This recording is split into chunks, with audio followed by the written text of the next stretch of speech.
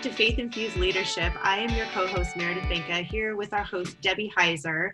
And today's topic is one that is so important for us to consider, and it's the relationship between parenting and leadership and how those two things influence each other. So, Debbie, what got you to consider this topic?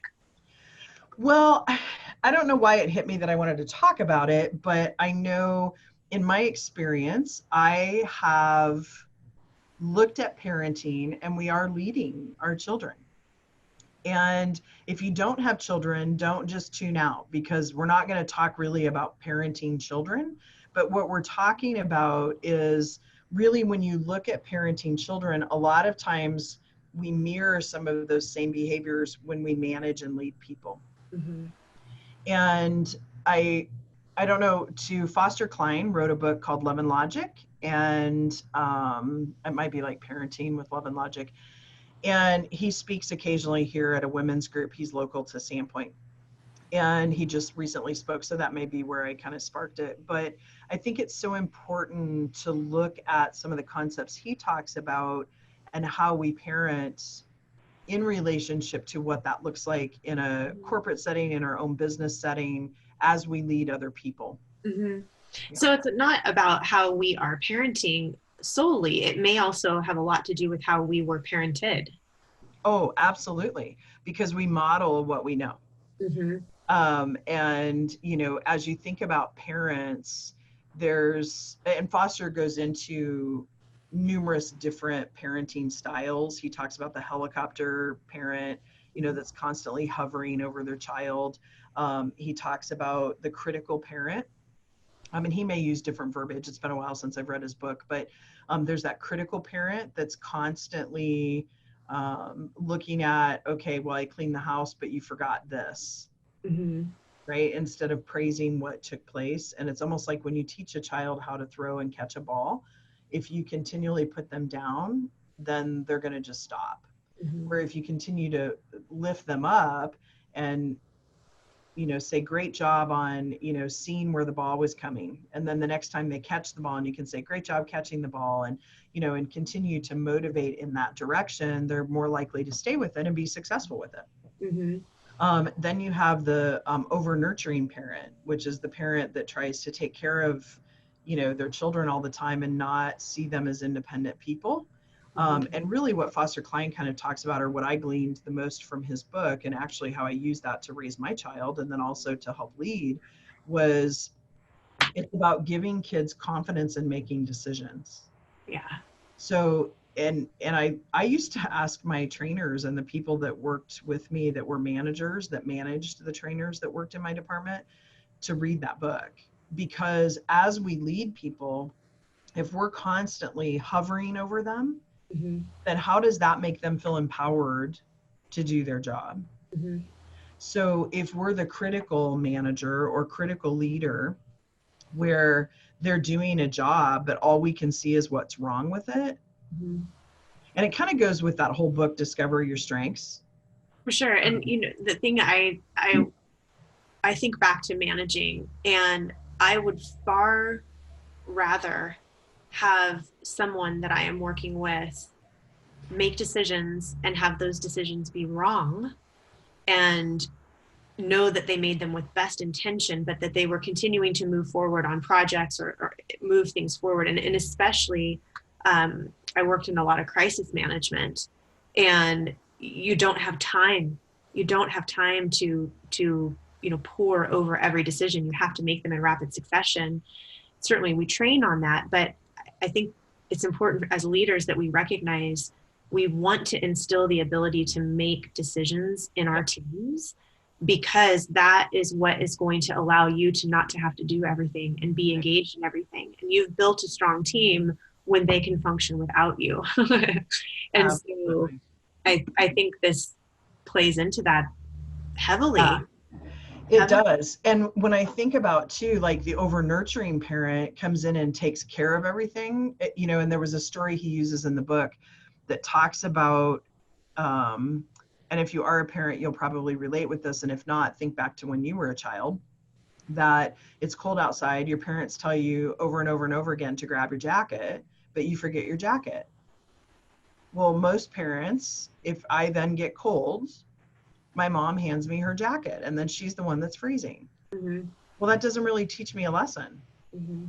So all that teaches me is that, oh, who cares? I can forget it, because if I forget it, my mom's going to give me her jacket. Right. And I used to do this. My son, I used to fight him every morning because he would go to the bus stop in a pair of shorts and a hoodie, and there could be 3 feet of snow on the ground and 10 below zero. And when I got to the root of what that was about, I was more afraid that the teachers were thinking I was a bad parent Mm. than, I mean, I worried about him, but like when I got to the heart of it. Sure. And so I finally, after I read this book, I thought, you know what, I'm going to quit fighting this. This is just making such a miserable morning. And Mm-hmm. so he went to the bus stop and I didn't say a word to him. The next day he came home and he's like, what's the temperature outside? I'm like, I don't know. Let me show you how to look it up on the internet. And that was the days that we had weather bug, and so Right. he would go and click on it and see what the weather was going to be like. And that eliminated the negative crisis in the morning that we had. Mm-hmm. And to this day, the kid doesn't wear a coat very often. Mm-hmm. Well, he's not a kid anymore, he's a man at 27. But and so when I look at that, you might say, well, how does that feed into leadership? Well, what happens is then, and part of what comes out of this book and came out of it for me, is my job is to help the people that work with me be confident in the smaller decisions. So when the bigger decisions come, they feel confident enough to make those decisions. And it's Absolutely. about building trust. Mm-hmm. And really not even so much trust between each other, but trust in yourself. Trust in, so they build trust in themselves to know that they can make those decisions. Mm-hmm. And I think that it's also important to recognize in that we need to have managers around us who can make those smaller decisions, especially if you're in a higher leadership role, because you're tasked with a different level of decision. And Absolutely. so if you don't have that underpinning of decision makers, of people who are able to do that, then you won't be able to function at the level that you're being asked. And there's a definite trickle down effect there. So when you're working with a group or you're working with an individual and you see one of these, let's call it parenting styles, reveal itself in leadership, how do you coach your client around that? Do you talk with them about kind of their past and why that might be coming up for them?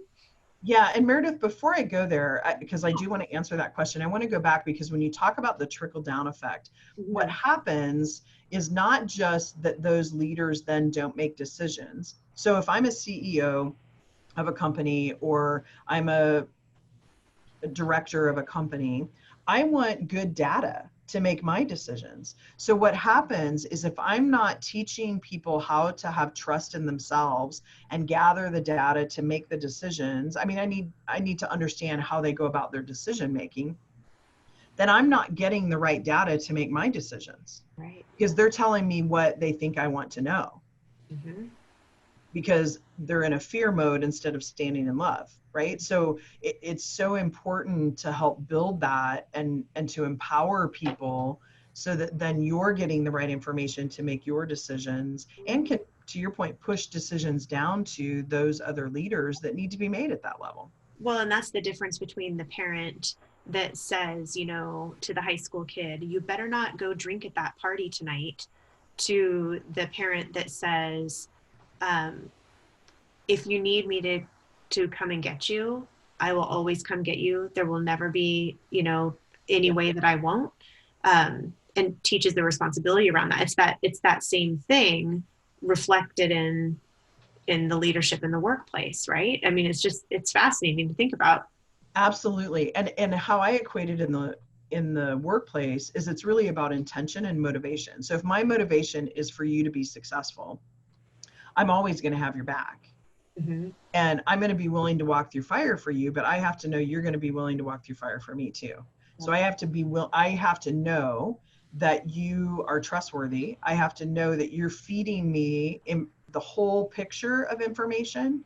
I don't want just the snippet of what's wrong. I don't want the snippet of what's right. I want the whole picture to be able to then make those higher level decisions. Mm-hmm. And that really plays into that. So now let me get back to the question you asked about working with clients that way. And yes, I mean, I talk about some of that inner game with my clients, and I ask questions to say, you know, as you're looking at communicating with employees, why do you come in? I call it seagull management. Like, why do you come in, drop some crap, and Mm-hmm. fly back out? It just creates chaos. And we start to uncover, you know, that maybe they grew up in a chaotic home where chaos is comfortable to them. So when things are running smoothly, they feel like they have to drop something to be able to create chaos so that they feel comfortable. And Mm-hmm. I've had some clients have some real ahas around that. Mm-hmm. And we don't necessarily go all the way back to when they were parenting. You know, a lot of times I'm working with people that have self-awareness and have done some development to know that that's kind of where they're at. And so then how does that manifest itself as I'm running my own business? Mm-hmm. Another key ingredient is communication. If we grew up in a household that didn't tell the truth, I mean, I'm not going to lie. I used to, when people would ask, are you okay? I'd be like, I'm fine, even when I wasn't fine. Mm-hmm. And I learned, I'll never forget this. My best friend's like, you're lying when you say you're fine. And she knows that's a hot button of mine. I'm like, I'm not lying. But I'm like, you're right. I'm lying. Mm-hmm. And so then I was able to switch it to say, you know what? I'm not fine, but I'm not able to talk about it right at this moment. Yeah. Um, and Which again, so sorry, right there, but that's where that trust in the workplace is also built, right? You absolutely. can't get to that level of transparency because maybe, you know, maybe you have a family member that's ill, or maybe you have something that's going on in your life that's very private. And in the moment right now, I'm not fine and I'm not concentrating as I normally would. But finding the language to be able to do that, you know, huge, right? And that's Absolutely. awesome if you're helping through that level. Yeah. And I would say too, Meredith, there's a level of discernment that comes because not everybody plays from the same rule book. Mm-hmm. And so I'm not advocating go out and, you know, trust everybody. I'm not advocating go out and like talk to everybody in this hugely transparent, authentic way right away. Mm-hmm. I am promoting be yourself and be authentic in yourself, but also realizing, you know, as a leader, one of the things that I used to tell new leaders was that realize the leader you report to, their perception of your people is what you create because they don't work with those people every day. Right. So the level of transparency that I had with my boss about some of the day-to-day stuff that was going on with those people, I didn't necessarily always share, and it wasn't relevant. Mm-hmm. You know, if it was relevant, I shared it. Like, hey, I've noticed their performance kind of waning a little bit. Well, let me share with you. They got some personal stuff going on. They're actually managing this really well, you know, and kind of creating that perception. And Mm-hmm. so I might sound like I'm talking out of both sides of my mouth, but what I'm saying is think about the interaction people have with each other. And because the leader that you're reporting to may not have that interaction with the people that report to you, just be conscious Mm-hmm. of the story and the person that you're creating in their mind. Mm-hmm. Um, and so, you know, again, it's just about discernment and knowing that. And there are some people that you can trust and some you can't, but I'm also a firm believer stand in love versus fear. And, you know, love always wins in the end. Mm-hmm. So, yeah. Oh, that's awesome. That's awesome. Well, I think it's been really eye-opening for me to consider parenting styles and even how I was parented in relationship to how we show up as leaders. So thank you for bringing that topic to everyone today. And if someone wanted to learn a little bit more or get in touch with you, what's the best way for them to do that? Yeah, I think the best way to get in touch with me is probably through Facebook. You can private message me or go out to the Three Vines Consulting and Leadership Development page, or even my personal page, Debbie Heiser, or go out to my website, www.3vconsulting.com. Feel free to sign up for a free consult. I love to talk to people. It's about 30 minutes, and you can go right out to a scheduling tool to make that happen. So. Awesome. Well, for this episode of Faith Infused Leadership, I'm your co-host Meredith Banka here with your host Debbie Heiser, and we will see you all again the next time.